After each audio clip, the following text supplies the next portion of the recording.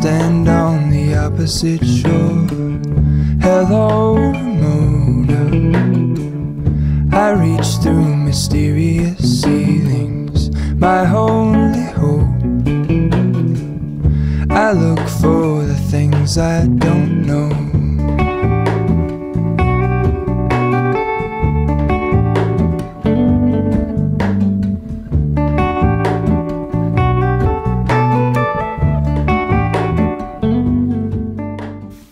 Let's talk about flying in South Africa. In the last 3 years, I've managed to do about 180 hours of flying in this beautiful country. From mountain flying to low-level whale watching, there's nothing quite like it. But the question I often get asked is, how do you do it? So today I'll be sharing my insider tips. If you've always dreamt of planning an unforgettable flying adventure but always thought it was a little too daunting, then I'm here to help you plan it. Also, by the way, if you haven't already checked out my Instagram, I'll add the link below, and please subscribe, and I promise I'll make more videos.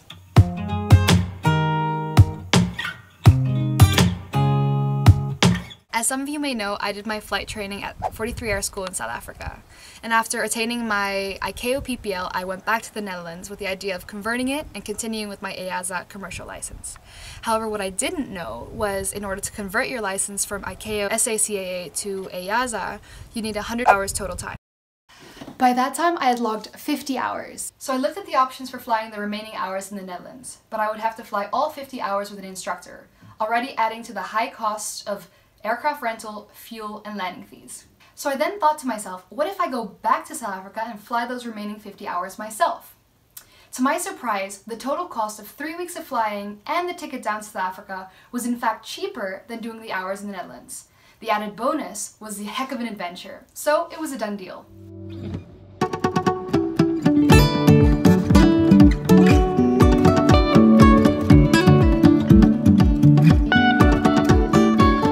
So the question is, how do you start planning a flying trip in South Africa?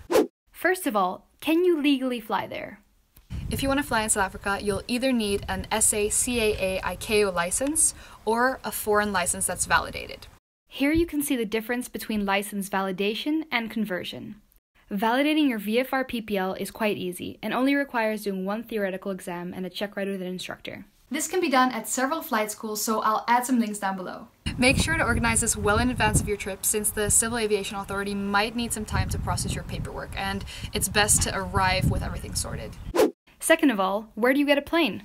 This is also a key part of the planning phase. In South Africa, there are many places where you can rent an aircraft for hire and fly. Using this term on forum sites will bring you into contact with private owners or companies that have their aircraft to rent. What I did in 2017 was post my question on the forum site Avcom. I listed my intentions and my level of experience and got into contact with a few different companies that were renting out their aircraft. When organizing aircraft rental, it's very important to state your level of experience as well as your intentions, because you don't want to go through any miscommunications that'll lead to any disappointments. I contacted an owner of a Piper Warrior that gave me a very good deal for 50 hours of flying. I was paying approximately 75 euros an hour, and landing fees are basically free in most of South Africa, so that was a very good deal. It's also important to discuss any upcoming planned maintenance inspections, whether the aircraft is allowed to cross country borders, and any other restrictions. The plane that I rented wasn't allowed to cross country borders and had a maintenance inspection planned around 30 hours into my trip, and this was very useful information regarding the planning part. Once you've got the aircraft, you'll do a quick flight with an instructor and sign some insurance papers. This will most likely be organized by the aircraft owner or the rental company, but make sure you're flying with proper insurance. Now up to the fun part, planning the trip. I'm just gonna get straight to it. Let me introduce you to the Holy Grail, the Bible of Southern African flying. This book is amazing. As you see, I've used it quite a lot. It's called the Airfields Directory for Southern Africa, and it is literally the best thing I own. The Airfields Directory for Southern Africa is the most useful and comprehensive airfield and flight information handbook. It comes with a useful map, which I've clearly used a lot, and is absolutely perfect for planning your flying adventure. It's best to have the most recent copy, but mine is the old one from 2017 that I still use. The directory lists all the airstrips, from international controlled airports all the way to dirt strips in the middle of nowhere. As you can see, most airfields include a picture and some key information such as runway length, elevation, and radio frequencies. but also things like nearby accommodation, things to do, fuel availability, and important phone numbers. With regards to maps, these are for sale at almost every flight school or flight shop, and additionally, apps such as SkyDemon and 4Flight work down there too. Also, there's an electronic version of the book if you're not a fan of taking along too much weight. So, you've got the license, the plane, and the book. Now it's up to you to plan the route. This can vary depending on the length of your trip, as well as your own imagination.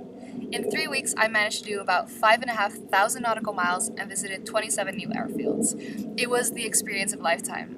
If you are interested in hearing about my experience and the route that I took, make sure to subscribe and I'll be bringing out a new video next week. That was it for today. I hope the information was useful. If you have any questions, leave a comment down below.